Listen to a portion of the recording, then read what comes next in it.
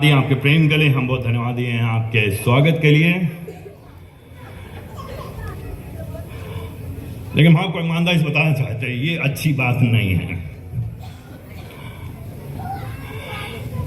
ये प्रभु का दास नहीं है, प्रभु का जन नहीं है, आम आदमी है। ये आम आदमी है।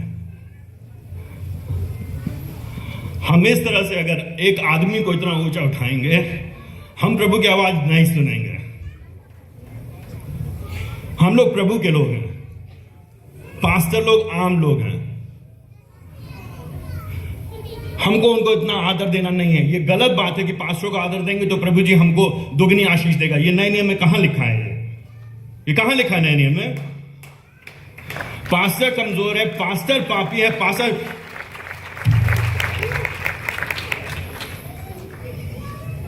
हम क्यों जमा हुए हैं यहां पे? हम क्या करने के लिए जमा हुए हैं यहां पे? हम प्रभु की आराधना, प्रभु की उपासना, प्रभु की बढ़ाई, प्रभु को ऊंचे उठाने के लिए जमा हुए। हम लोगों की उपासना, लोगों की बढ़ाई, लोगों को ऊंचा उठाने के लिए जमा नहीं हुए हम यहां पे।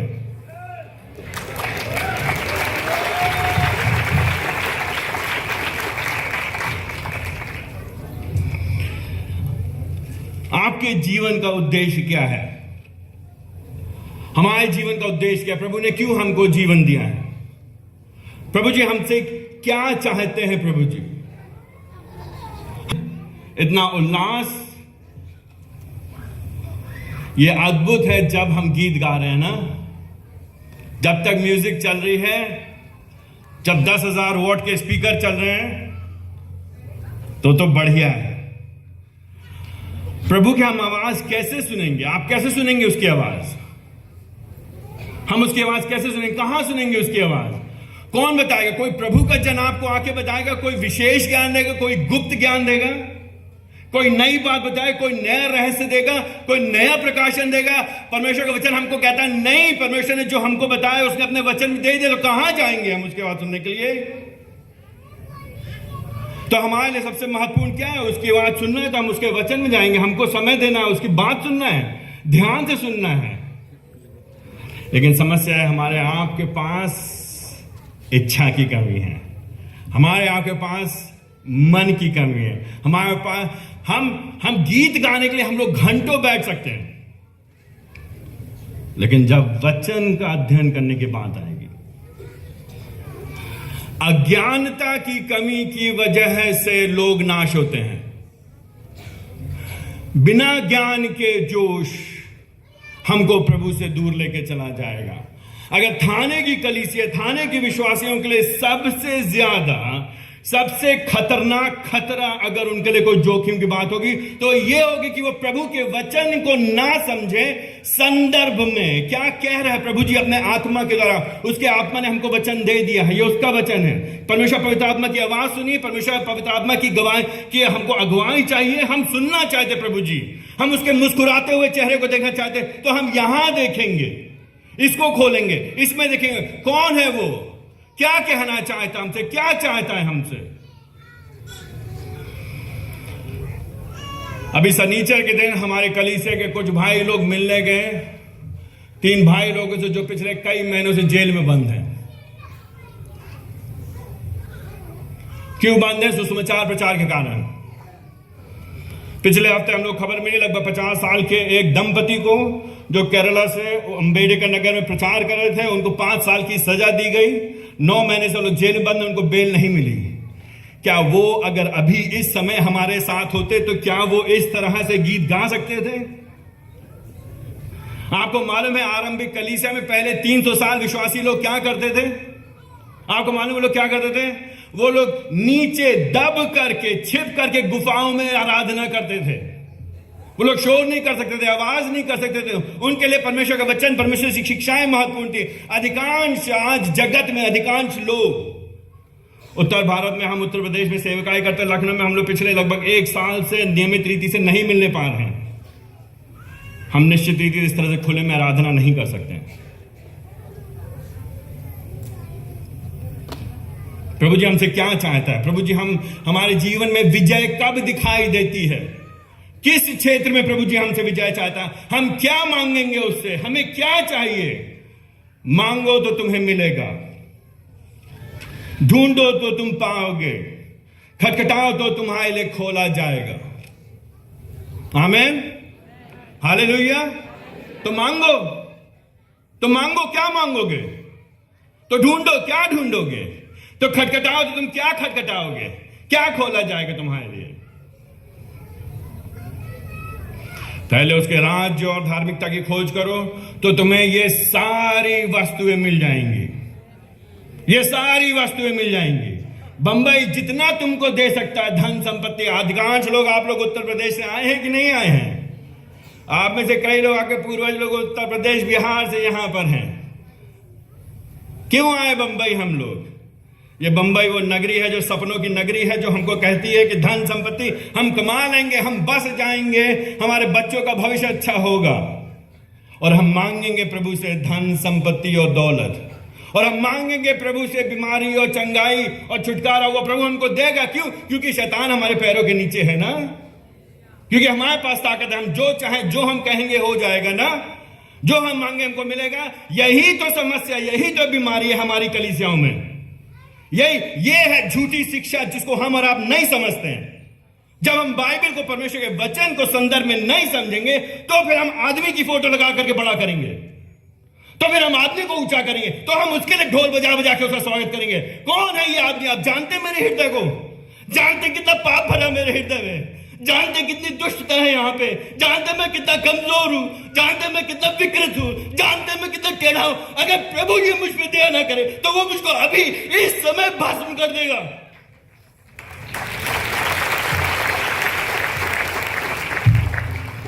You don't get what I am saying. आप समझ नहीं रहे मैं क्या कह रहा हूं। आपकी ताली नहीं चाहिए मुझे, प्लीज मत ताली बजाइए। प्लीज समझिए, गंभीरता को समझिए परमेश्वर की, परमेश्वर के वचन की, परमेश्वर की पवित्रता की। परमेश्वर का वचन कहना क्या चाहता है? याकूब में लिखा है, तुम मांगते हो तुमको मिलता नहीं, क्योंकि तुम उसको अपनी वासनाओं में उड़ा देना चाहते हो। क्योंकि तुम मांगते हो खाली रोटी कपड़ा मकान, क्योंकि तुम मांगते हो खाली धन दौलत, क्योंकि तुम मांगते हो खाली संसार की चीजें। वो भी मांगते हैं। वो सब जो भीड़ लगाते हैं बाहर, वो सब जो प्रभु को नहीं जानते, वो क्यों आराधना करते हैं? वो लोग क्यों करते हैं? जो कुछ भी करते हैं अपने धार्मिक आडंबर क्यों करते हैं वो लोग? क्योंकि उनको भी चाहिए रोटी कपड़ा मकान, सिर्फ यहां के लिए, यहां की जिंदगी के लिए जी रहे हैं वो लोग। और हमने क्या किया है? हमने वहां के जो ईश्वर है उनको बदल दिया यीशु मसीह के नाम से, और सिर्फ जी रहे यहां के लिए। जो हम इस्तेमाल करना चाहते हैं यीशु मसीह को केवल हमारी जरूरतें पूरी हो जाए आज के लिए। क्या कहा परमेश्वर का वचन? मत्ती, अगर आपके पास आपकी बाइबल है तो अपने वचन को खोलिए। मेरे पास ज्ञान नहीं है, मैं कोई बहुत अद्भुत ज्ञान वाला व्यक्ति नहीं हूं, मैं आम आदमी हूं। मेरी एक पत्नी, उसका नाम माली, मेरे 4 बच्चे, हम एक परिवार को चलाते हैं। हम साधारण कलीसिया के अगुए हैं। हमारे पास विशेष ज्ञान नहीं, हमारे पास गुप्त ज्ञान नहीं। अगर कोई कहता है प्रचारक के पास विशेष ज्ञान है, गुप्त ज्ञान है, डायरेक्ट परमेश्वर से बात करता है, कुछ तो गड़बड़ है, कुछ तो गड़बड़ है। पास्टर का काम है लोगों को वचन की ओर दिखाना, परमेश्वर की सच्चाई को दिखाना, ताकि लोग, जो आप लोग बैठे वचन को संदर्भ पढ़ें और आपके पास सामर्थ्य हो, आप जान सके, आप बात कर सके सीधे, आप समझ सके प्रभु जी क्या कहना चाहता है आपसे अपने वचन के द्वारा, अपने पवित्र आत्मा के द्वारा। उसके आत्मा ने यह वचन दिया ताकि आप उसके आत्मा की अगुवाई में होकर के प्रतिदिन चल सके। किस चीज में विजय पाना चाहते हैं? किस चीज में आगे बढ़ना चाहते हैं? किस चीज में आप और कैसे प्रभु की नजदीक आना चाहते हैं? अगर आपके पास वचन है तो कृपया करके आप मत्ती उसके पहले अध्याय को खोलिए। अगर आपके पास बाइबल है, अगर आप बाइबल लेकर के आए हैं, अगर बाइबल महत्वपूर्ण है हमारे लिए, अगर आपके पास बाइबल है, यही बात है ना, यही बात है भैया। गीत सुनना, कॉन्सर्ट करना हो तो हम सब लोग कर लेंगे सब जगह, संगीत तो बहुत हो जाएंगे। अगर हमारे अंदर भूख नहीं है परमेश्वर वचन की सच्चाई, आप परमेश्वर पवित्र आत्मा की आवाज को, आप उसकी बात को बगैर इसके नहीं सुन सकते, इसके बिना नहीं जान सकते हैं। हम लोग आत्मिक रीति से बौने रह जाएंगे। हम जो मिडिल मैन हैं, जो बीच के हैं, जो बिचवाई हैं, जो दलाल हैं, उन लोगों पे भरोसा करेंगे। उनके द्वारा हम, जो हमको वायदा करेंगे 100 रुपए दोगे तो 1000 रुपए देगा, 1000 रुपए दोगे 10,000 रुपए का 2 तो तुमको मिलेगा। जो हमको मूर्ख बनाएंगे, बेवकूफ बनाएंगे, जो यीशु मसीह का नाम बदल करके उसको जो अन्य ईश्वरों के बदले में बस यीशु मसीह का नाम डाल देंगे। हमको छुड़ाया है प्रभु जी ने संसार से, हमको निकाला उसने अंधकार से, हमको बचाया उसने पापों से, अपने लिए जीने के लिए।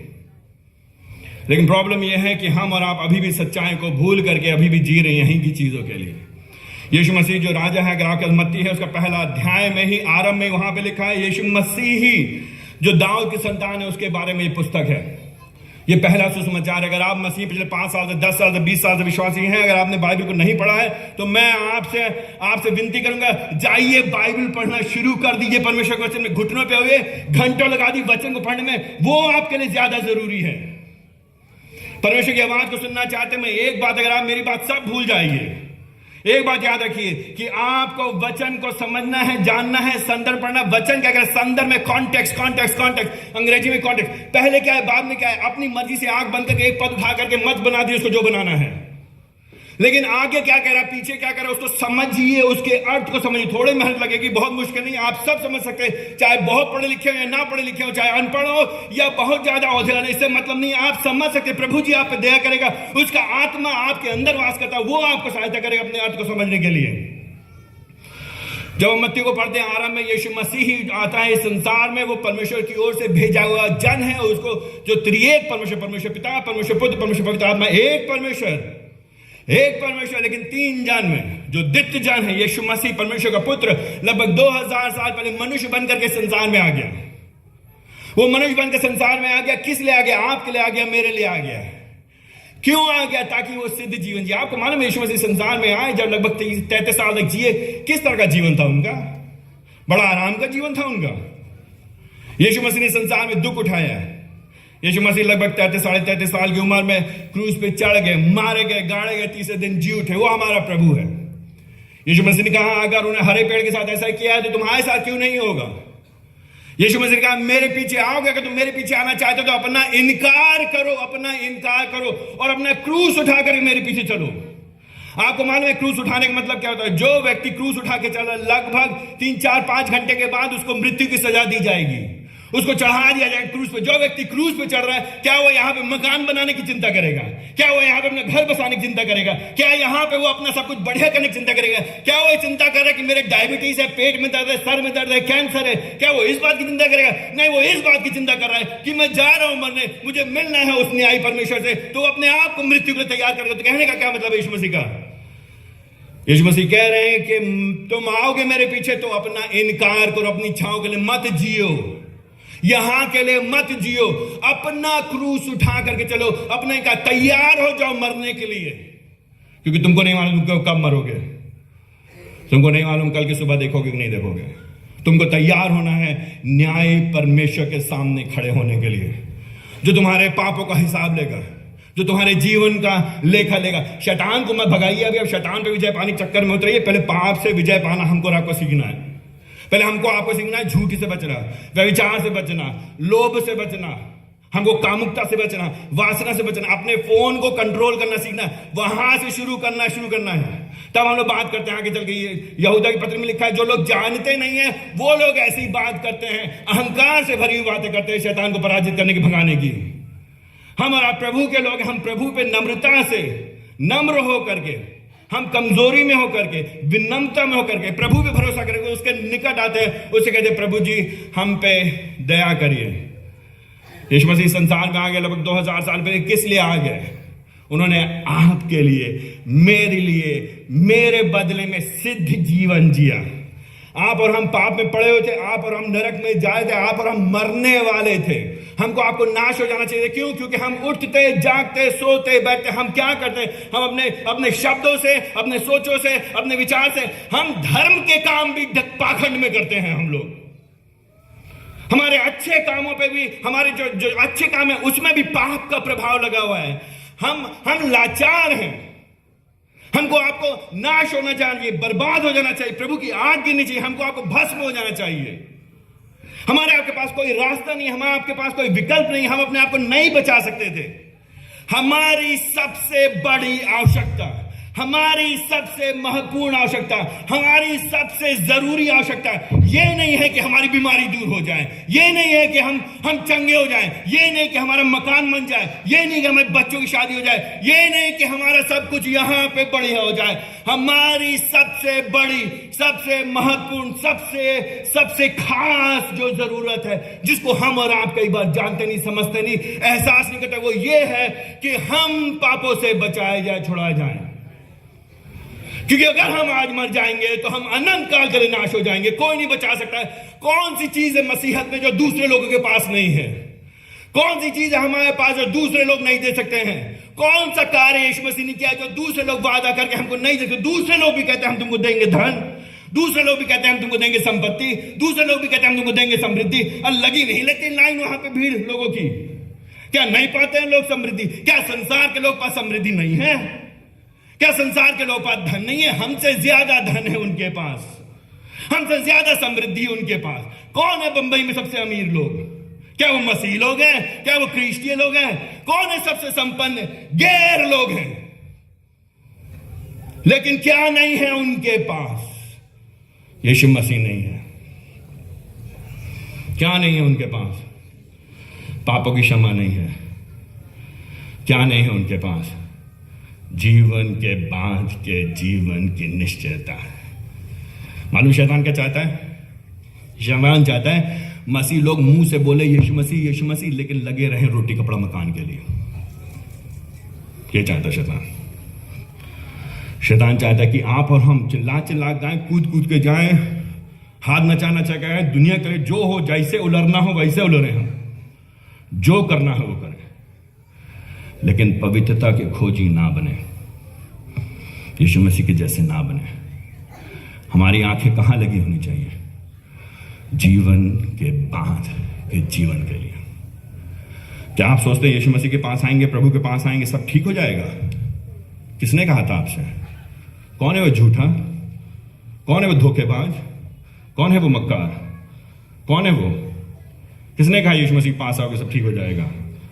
किसने कहा? यीशु मसीह क्या हुआ? क्रूस पे चढ़ा दिया गया। नए नियम की पत्रियां अगर आप पढ़ेंगे, अधिकांश पत्रियां पौलुस ने लिखी। मालूम क्या हुआ? जब वो अपनी सेवकाई की ऊंचाइयों पर था, जब वो अपनी सेवकाई की ऊंचाइयों पर था, जब वो अधेड़ उम्र में था, उसका सर धड़ से अलग कर दिया गया। आपको मालूम है अधिकांश यीशु मसीह के चेलों को क्या हुआ? बेमौत मारे गए, उनकी बेइज्जती हुई, उनको घसीटा गया, उनका मजाक उड़ाया गया, उनको ठट्ठा किया गया। मैं उत्तर प्रदेश लखनऊ का रहने वाला हूँ। इस समय उत्तर प्रदेश में सैकड़ों ऐसे पास्टर हैं जो लोग जेल में पड़े हुए हैं। उनका मजाक उड़ाया जा रहा है, उनको मारा जा रहा है, उनको पीटा जा रहा है, लेकिन वो निराश नहीं हो सकते। ये नहीं कि एकदम से कुछ चमत्कार होगा, बड़ा चमत्कार होगा जैसे पतरस के साथ हुआ तो जेल की दीवारें टूट जाएंगी। प्रभु जी चाहे कर सकते हैं, लेकिन उससे बढ़ करके प्रभु जी उनको छुटकारा देंगे। लेकिन कब देंगे हमको नहीं मालूम।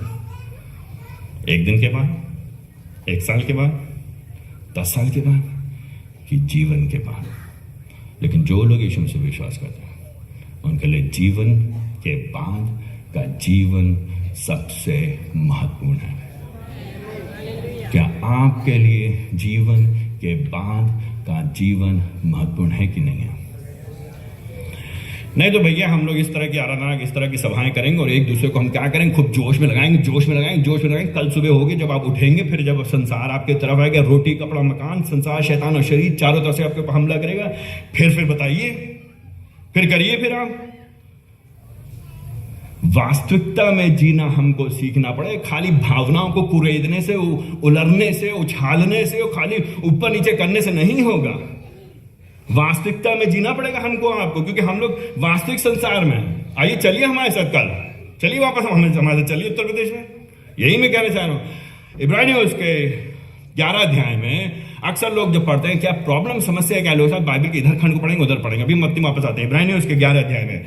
इब्रानियों के 11 अध्याय में अगर आप पढ़ेंगे तो इसको विश्वास का अध्याय कहा जाता है। वहां बात किया विश्वास क्या है। विश्वास तो आशा की वस्तु का निश्चय और अनदेखी वस्तु प्रमाण है। क्या है अनदेखी वस्तु है? अभी जिसका मन करे कोई मोटरसाइकिल डाल देगा, उसमें कोई मकान डाल देगा, कोई गाड़ी डाल देगा, लेकिन क्या है अनदेखी वस्तु प्रभु जी के लोगों के लिए? इब्रानियों का लेखक क्या कह रहा है? वो बात कर रहा है जीवन के बाद का जीवन। वो बात कर रहा है वो स्वर्ग में यरूशलेम के बारे में, जो एक दिन स्वर्ग से उतरेगा, इस पृथ्वी पर होगा, जो परमेश्वर के लोग होंगे, वो हमेशा हमेशा तक उसके साथ वास करेंगे। यह है आश्वासन हमारे लिए, आपके लिए। यहां की चीजें नहीं, वहां के लिए। लेकिन चक्कर ये अगर लोगों को हम बताएंगे वहां के बारे में तो यहां भाग जाएंगे वो लोग, फिर उनको मजा नहीं आएगा। फिर नहीं, हम नहीं चलेंगे प्रभु जी के पीछे। क्या चाहिए? यही चाहिए। क्यों? क्योंकि शैतान ने हमको मूर्ख बनाया है और हम क्या करते हैं? यीशु मसीह का नाम लेते हैं सिर्फ यही की चीजों के लिए। नहीं, हमको यहां की चीजें नहीं, लेकिन हमको वहां की चीजों के लिए प्रभु जी ने बुलाया है। इसीलिए इब्रानियों उसके 11 अध्याय के अंत में 32 पद से आगे करके यहां बात करता है, क्योंकि हम क्या कहें, समय नहीं है। गिदोन के बारे में बात करिए, बराक के बारे में बात करिए, शिमशोन, यिफ्ता, दाऊद, शमूएल नबियों का वर्णन करिए। क्या कहता है 33 पद में? उन्होंने विश्वास से राज जीते, हालेलुया हालेलुया। उन्होंने क्या किया? धार्मिकता से कार्य किया, उन्होंने प्रतिज्ञा की, वस्तुएं प्राप्त की, सिंहों के मुंह बंद किए, आग से ज्वाला को शांत किया, तलवार की धार से बच निकले, निर्बलता में बलवान बने, युद्ध में वीरता दिखाई, विदेशी सेना को मार भगाया, स्त्रियों ने पुनरुत्थान के द्वारा अपने मृतकों को पुनः जीवित पाया। हालेलुया। आगे पढ़ेंगे? नहीं पढ़ेंगे। यही प्रॉब्लम है।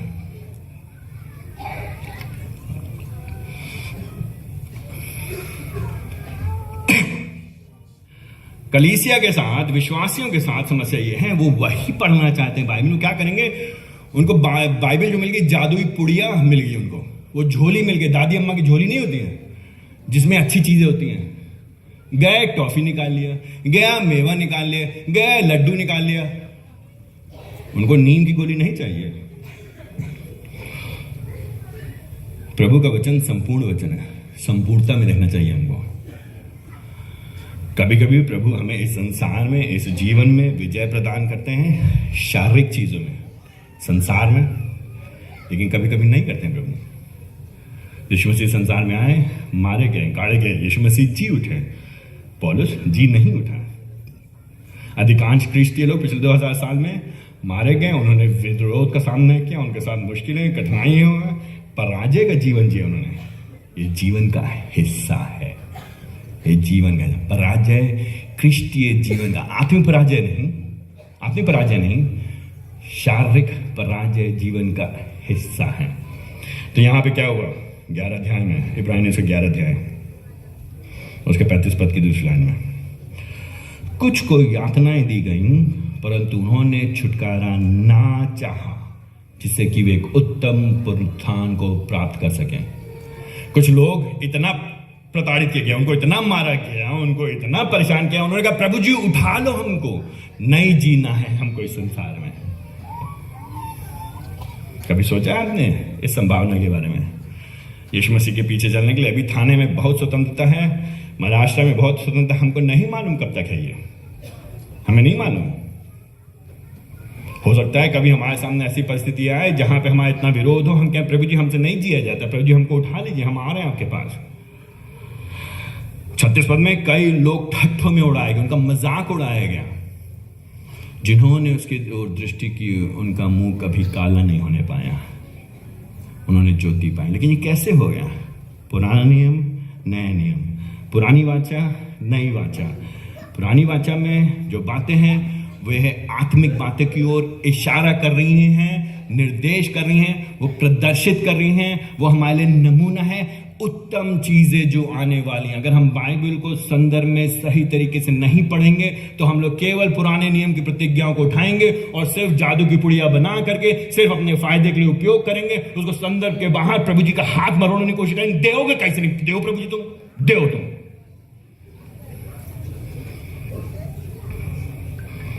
36 पद में कई लोग ठट्ठों में उड़ाए गए, कोड़े खाने वरन बंधनों व कैद में पड़ने के द्वारा परखे गए।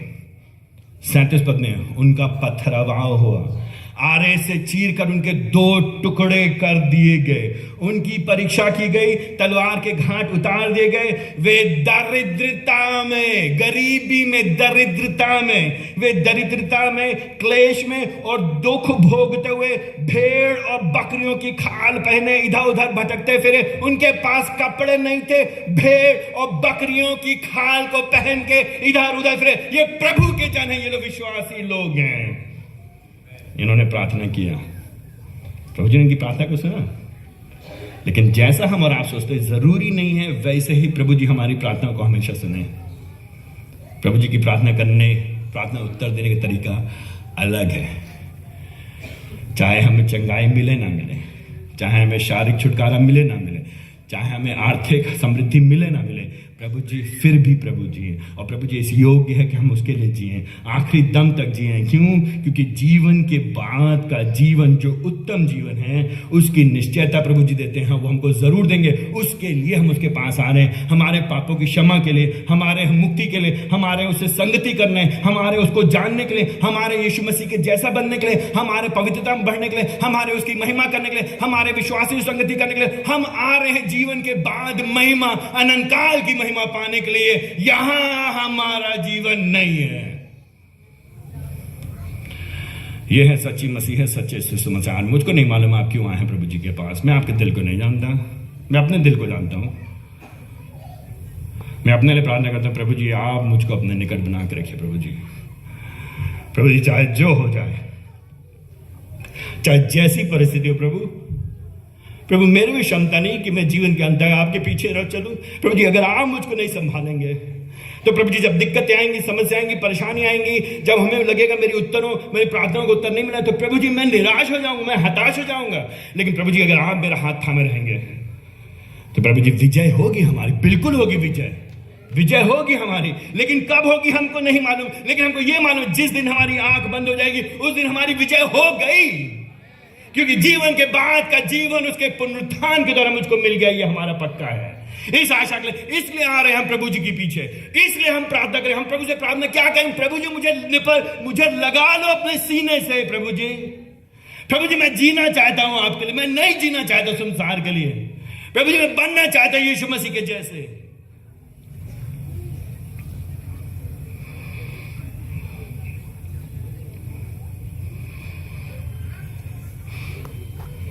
अर्थात में लिखा है संसार उनके योग्य नहीं था, उनके लायक नहीं था। वे रेगिस्तानों, पर्वतों, गुफाओं और पृथ्वी की दरारों में छिपते फिरे। अपना मकान नहीं था उनके पास, किराए की खोली भी नहीं थी उनके पास, सर छिपाने के लिए छप्पर भी नहीं था उनके पास। गुफाओं में छिपते फिरे। यद्यपि विश्वास के कारण इन सबकी अच्छी गवाही दी गई। इनके विश्वास में कोई कमी नहीं थी। इन्होंने कभी शक नहीं किया प्रभु भला है। इन्होंने अभी कुछ देर पहले मैं बात करता, एक भाई से बात कर रहा था, वो बताया था अपने परिवार के बारे में, वो गवाही देते अपनी पत्नी के बारे में। कुछ साल पहले उनकी पत्नी संसार से चली गई। बता रहे उनका दिल टूट गया, वो रो रहे थे। उसके बारे में बताया, उनकी आंखों में आंसू आ गए। लेकिन उन्होंने कहा उस समय मैं कुड़कुड़ाया जरूर, लेकिन प्रभु ने मुझसे कहा मैंने तुमको दिया है, मैंने तुमसे ले लिया है। उन्होंने कहा प्रभु की दया से मैंने इस बात को प्रण लिया कि मैं कुड़कुड़ाऊंगा नहीं, मैं प्रभु शक नहीं करूंगा। ये है सच्चा विश्वास। ऐसा विश्वास चाहिए हम लोगों को। इस विश्वास के लिए प्रार्थना करना, प्रभु जी आप चाहे दो हमको ना दो, प्रभु जी चाहे सुख दो, संसार का सुख दो या ना दो, प्रभु जी आप देंगे तो हम ले लेंगे, खुशी खुशी लेंगे प्रभु जी, और हम आनंद मनाएंगे उसमें भी। और नहीं भी होगा तब भी हम आनंद मनाएंगे प्रभु जी, क्योंकि परमेश्वर ने हमारे लिए पहले ही से उसमें यहाँ पे लिखा है उनकी अच्छी गवाही, फिर भी उन्होंने प्रतिज्ञा की हुई वस्तु को प्राप्त ना किया। उन्होंने नहीं पाया उसको, लेकिन इसका मतलब नहीं है उनका विश्वास कमजोर था। वे प्रभु के जन थे। वापस आएंगे मत्ती उसके पहले अध्याय में, यीशु मसीह संसार में आते हुए परमेश्वर की ओर से भेजे गए दाऊद की संतान है। 5वें अध्याय में जब आप आएंगे, हमारे पास समय नहीं, माफ करिए हम बहुत तेजी से आगे बढ़ना, बाइबल का बाद में आके देखें, यीशु मसीह 5वें अध्याय में पहाड़ी उपदेश बोलते हैं। पहाड़ी उपदेश, एक पहाड़ी के ऊपर चढ़ गए यीशु मसीह, वहां पे पहाड़ी उपदेश देना बहुत महत्वपूर्ण है, क्योंकि यीशु मसीह चित्रात्मक रीति से दिखा रहे हैं कि वो मूसा से बढ़ करके श्रेष्ठ है। वह लोगों के सामने अपने राज्य के बारे में बात कर, क्योंकि उन्होंने राज्य के बारे में बात की, उन्होंने कहा पश्चाताप कर, परमेश्वर का राज निकट है, परमेश्वर का राज निकट है, क्योंकि स्वयं राजा आ गए। यीशु मसीह राजा, परमेश्वर की ओर से भेजा गया राजा, वो राजा है जो आ गया। अब पहाड़ी उपदेश अपने राज्य के नियमों को लोगों को बता रहा है। वो लोगों से कहता है कि तुम मेरे राज में रहना चाहते हो, तो मेरे राज में रहने के लिए अगर तुम मेरे जन हो, मेरे शिष्य हो, तो तुमको कुछ रीति से जीना पड़ेगा। तुम्हारे जीवन नाम के ईसाई नहीं हो सकते हो तुम। नाम डिसूजा, जोसेफ और जॉनसन एंड फिलिप रखने से कुछ नहीं होगा। बचपन से घर में, ईसाई घर में पैदा होने से नहीं होगा। बपतिस्मा ले लेने से कुछ नहीं होगा। कॉन्फ्रेंसेस में और प्रेयर और फेस्टिवल्स में जाने से कुछ नहीं होगा। तुम्हारे जीवन से दिखना चाहिए कि तुम प्रभु को जानते हो और प्रभु के अनुसार जी रहे हो कि नहीं। इसीलिए पहाड़ी उपदेश दिएगा। पहाड़ी उपदेश में यीशु मसीह वहां पे बात करते, धन्यवाणी देते हैं, और धन्यवाणी में बार बार अलग अलग रीति से प्रभु जी कहते हैं कि धन्य है वे जो मन के दीन है। मन के दीन, घमंड नहीं है, जो ये नहीं सोचते बहुत बढ़िया है, वे समझते कि नहीं हम कमजोर हैं, हम दरिद्र हैं, हम पापी हैं, हम निकृष्ट हैं, हम कुछ नहीं। प्रभु जी हम क्या हैं? हम तो निरा इंसान हैं। हम क्या है प्रभु जी? हम छोटे आदमी हैं, हम कुछ नहीं। प्रभु जी दया करो हम पे प्रभु जी। एक एक क्षण हम जीते हैं, आपकी वजह से जीते हैं प्रभु जी। हमको संभाल के रखिए प्रभु जी अपने निकट। हम पास्टर हैं तो क्या हुआ, उसकी दया है इसलिए हम हैं। जब वो चाहेगा हमसे ले लेगा। हम कुछ नहीं हैं। हमारे बोलने की क्षमता, हमारे गाने की क्षमता, हमारे सोचने की क्षमता, हमारे चलने की क्षमता, हमारे कमाने की क्षमता, हमारे खाना पकाने की क्षमता, हमारे प्रेम करने की क्षमता, ये सब प्रभु जी के द्वारा दिया गया। वो जब चाहे हमसे, आपसे ले लेगा। हम कुछ नहीं है। धन्य है जो मन के दीन है। धन्य है जो शोक करते हैं अपने पापों के ऊपर। पिछली बार कब था जब अपने पाप को लेकर के आप दुखी हुए थे?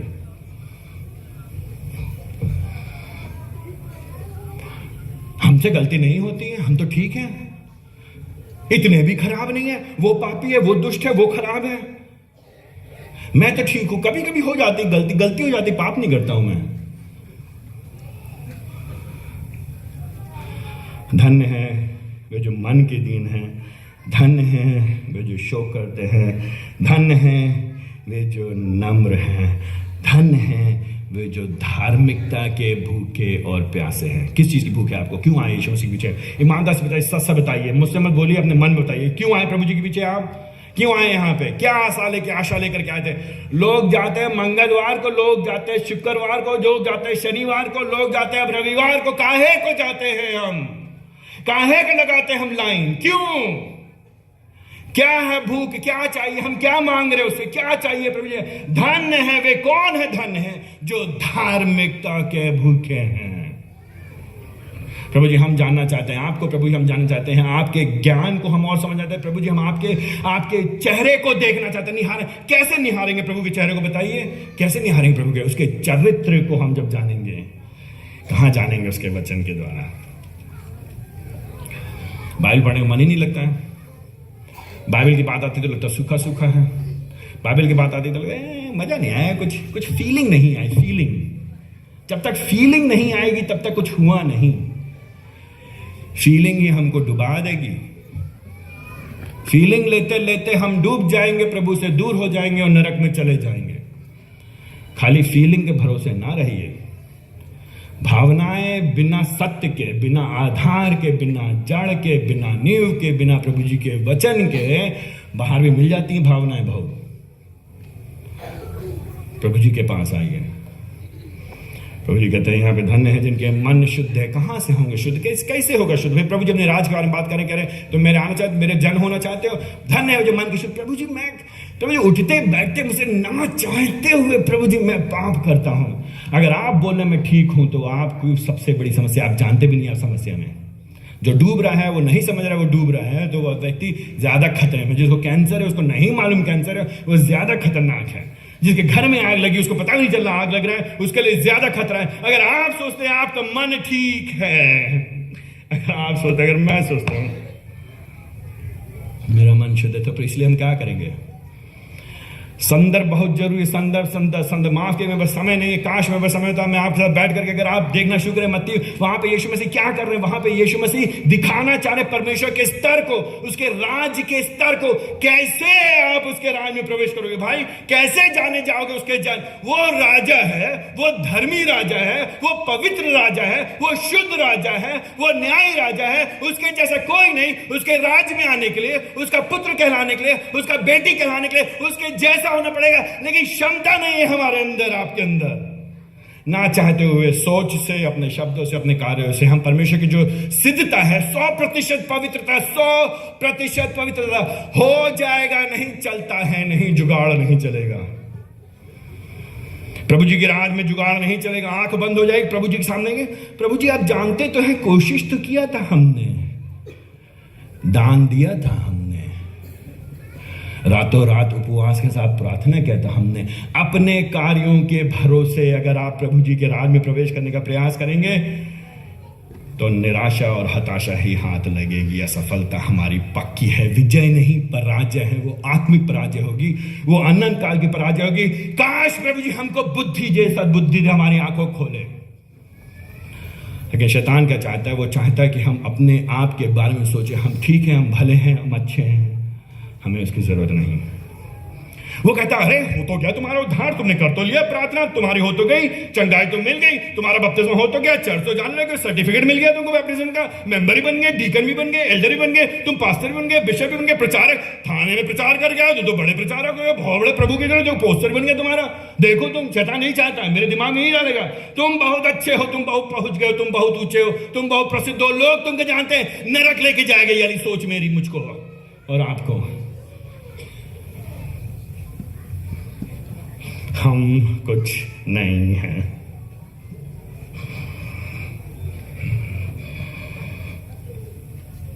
तो क्या करेंगे हम? क्या करेंगे? प्रभु जी कहते हैं मत्ती उसके 5 अध्याय में 13 पद से आगे, तुम पृथ्वी के नमक हो, तुम ज्योति हो। लेकिन हम कहां जी पाते नमक के समान? कहां जी पाते हम प्रकाश के समान? प्रभु जी कहते हैं 5 अध्याय में उसके 20 पद से आगे, प्रभु कहते हैं तुम्हारी धार्मिकता शास्त्रियों फरीसियों से बढ़ के होनी चाहिए। मेरी धार्मिकता शास्त्रियों फरीसियों से बढ़ के होनी चाहिए? प्रभु जी लेकिन मैं तो कमजोर हूं। अरे मेरी धार्मिकता शास्त्रियों फरीसियों से बढ़ के नहीं, मतलब हर चीज में सही। शास्त्रीय फरीसी लोग जानते थे, वो लोग हर चीज सही करते थे। आप हर चीज सही करते हैं? आप हर चीज सही करते हैं? ईमानदारी से बताइए। बोलने भी नहीं पा रहे हैं, क्यों? शर्म आ रही है। क्यों? बगल वाला सुन लेगा, बहू सुन लेगी, बेटी सुन लेगी, पिताजी सुन लेंगे, मम्मी सुन लेंगे, पापा सुन लेंगे, फिर क्या कहेंगे? मेरे चर्च वाले सुन लेंगे, मेरे पास्टर सुन लेंगे। यहां पे क्या देगा? 5 अध्याय उसके 20 पद में, अगर तुम्हारी धार्मिकता फरीसियों शास्त्रियों से बढ़ करके नहीं हुई तो तुम परमेश्वर के राज में कभी प्रवेश नहीं करने पाओगे। नहीं करने पाओगे। अरे विश्वास कर ले सब ठीक हो जाएगा, विश्वास करने से सब हो जाएगा। आपकी धार्मिकता, यीशु मसीह कहते हैं कि तुम्हें विचार मत करना। यीशु मसीह कहते हैं तुम हत्या मत करना। तुमने अपने भाई को बोल दिया है मूर्ख, तुमने हत्या कर दिया।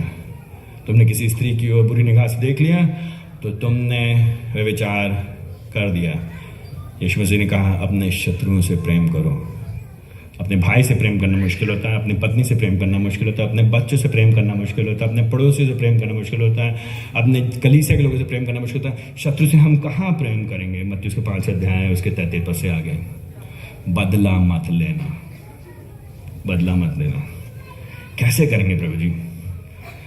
6 अध्याय में यीशु मसीह बात करते तुम्हारी धार्मिकता दिखावे के लिए नहीं होनी चाहिए, लेकिन हमारी धार्मिकता दिखावे के लिए हम चाहते हैं लोग देखें कि मैं प्रचार करता हूं, मैं चाहता हूं लोग जाने मैं बाइबल पढ़ रहा हूं, मैं चाहता हूं लोग कहें कितना प्रार्थना करने वाला जन है, मैं चाहता हूं लोग जाने कि मैं कितना उपवास करता हूं, मैं चाहता हूं लोग जाने कि मैं आराधना करता हूं, मैं चाहता हूं लोग जाने कि मैं उपासना में अगुवाई करता हूं, मैं सामने लोग खड़े होकर के प्रार्थना करना चाहिए। यीशु मसीह कहते हैं तुम पाखंडियों के समान प्रार्थना मत करो, लंबी लंबी प्रार्थनाएं।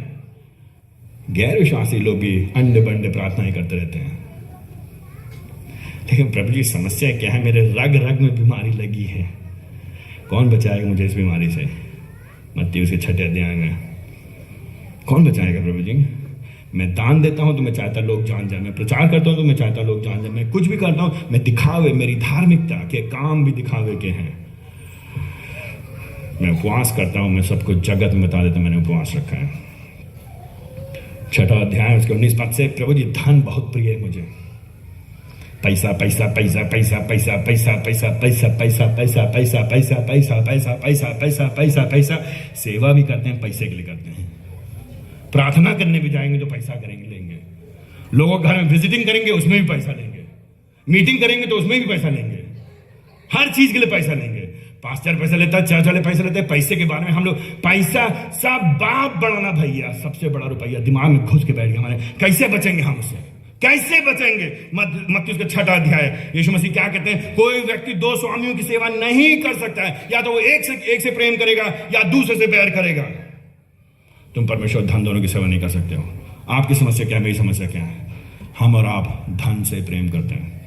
हम और आप फंसे हुए पैसे में, फिर हम लोग चिंता में फंसे रहते हैं। हम यहीं पे सब बटोरना चाहते हैं, हम सब यहीं पे करना चाहते हैं। 7वें अध्याय में हम दोष लगाते हैं एक दूसरे के ऊपर।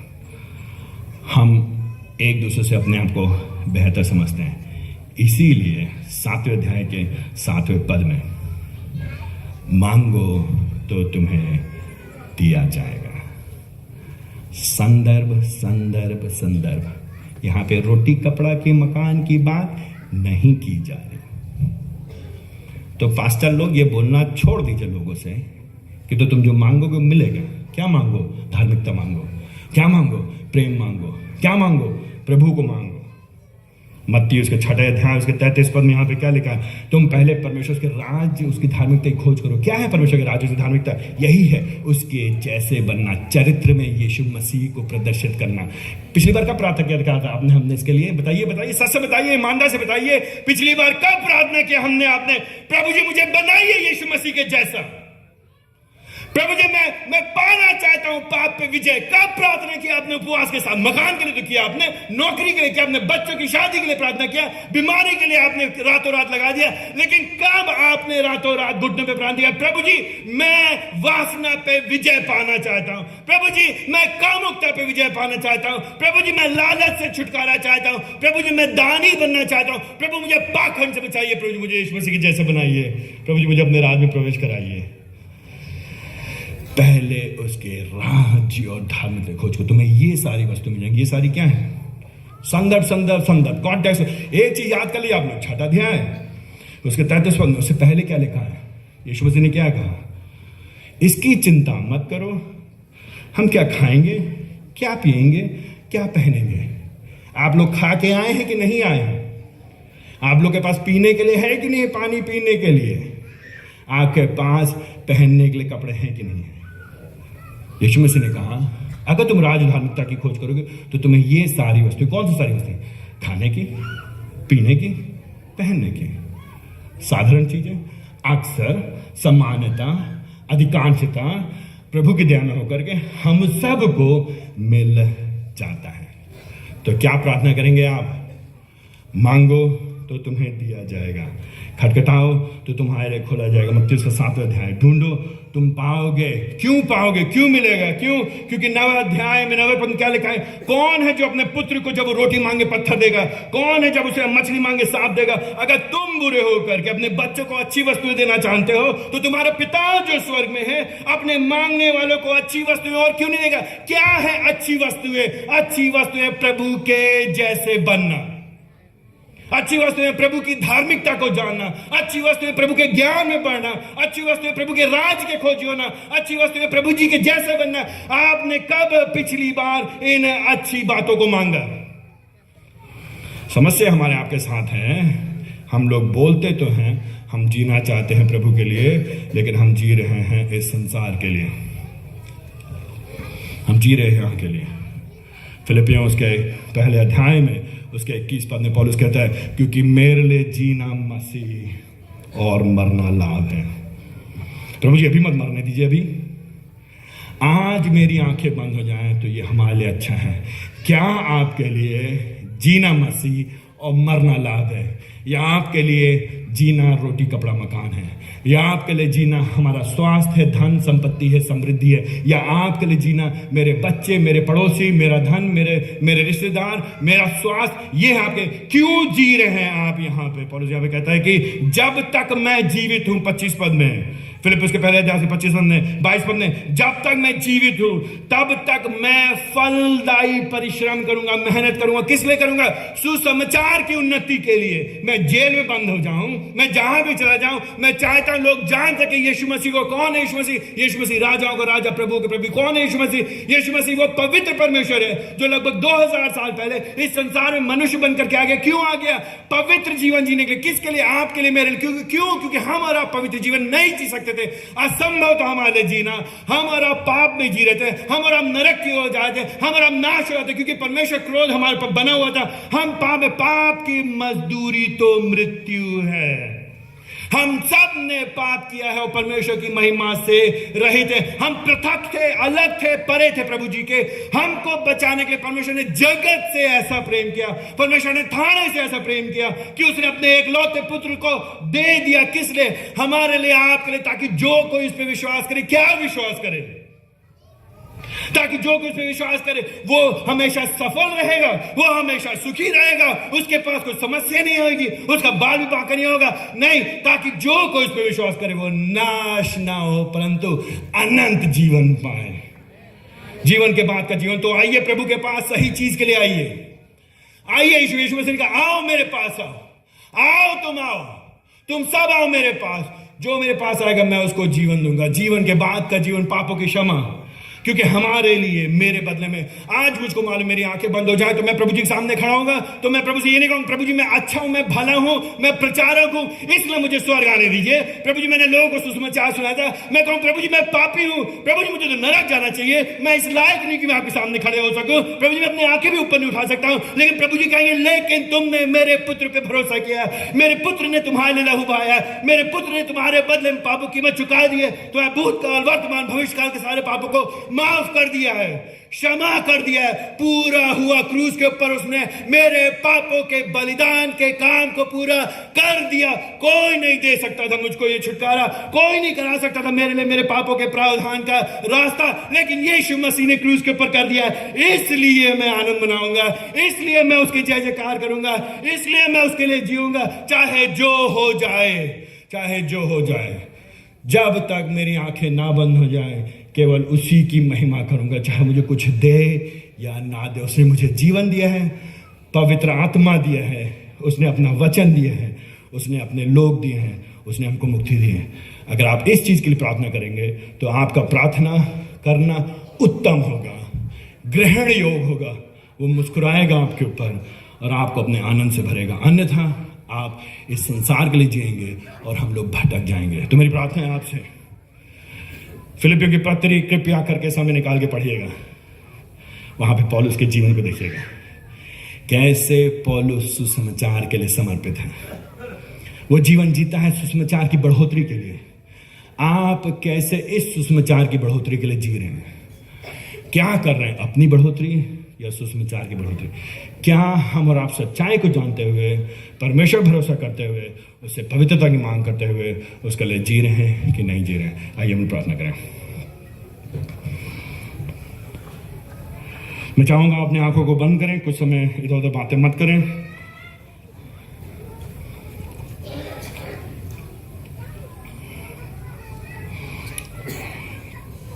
अपने जीवन को जांचें और प्रभु जी से कहिए, प्रभु जी क्या मैं आपके पास आ रहा हूं अपनी सबसे महत्वपूर्ण, सबसे जरूरी, सबसे आधारभूत आवश्यकता के लिए, या मैं किसी और चीज के लिए आपके पास आ रहा हूं?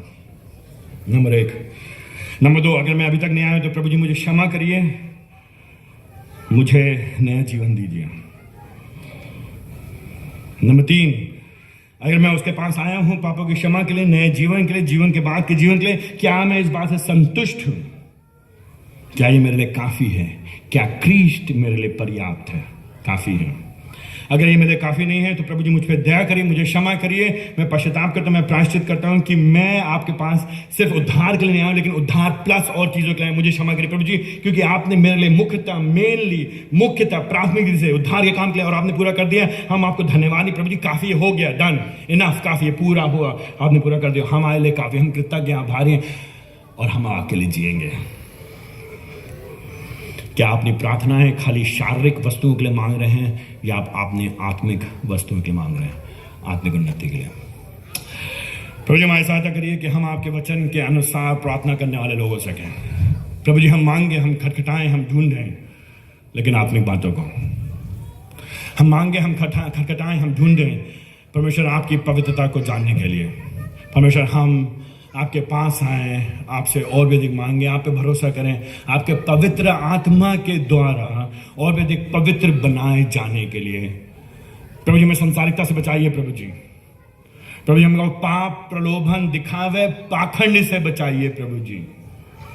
प्रभु जी हमको बाहरी आडंबर से बचाइए प्रभु जी, हमें दिखावे से बचाइए प्रभु जी, हमें मनुष्य के बनाए हुए रीति रिवाजों से बचाइए प्रभु जी, हमें वचन आधारित लोग बनाइए प्रभु जी, हम वचन के अनुसार लोग चलने आने सके, ताकि प्रभु जी आपको परमेश्वर पवित्र आत्मा आप हमारे भीतर इतने सामर्थ्य के साथ करें कि हम भूखे हो सके, ललाहित होके बाइबल को खाने के लिए, खोजने के लिए, जानने के लिए, समझने के लिए, उसके अनुसार चलने के लिए प्रभु जी।